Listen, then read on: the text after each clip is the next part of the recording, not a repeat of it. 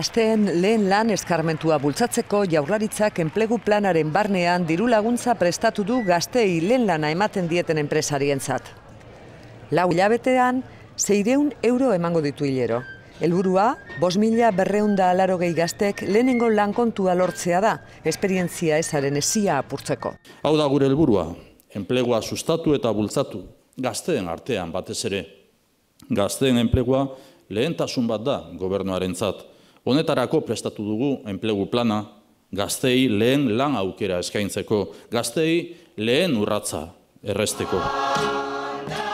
Horixe iragarri du Iñigo Urkullu lehendakariak gaur Sestaon Euskadiko Andaluzia egunaren 9. ospakizunean.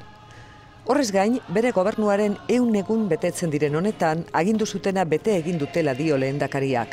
Eta atzo legebiltzarrean, zoru etikorako hitzarmena lortu zen bezala, aurrekontuak onartzeko ere akordioa lortzea espero duela esan du. Euskadi necesita presupuestos, y Euskadi necesita estos presupuestos sociales. Aurrekontuok gaur egungo historiako sozialinak dira lehendakariaren esanetan.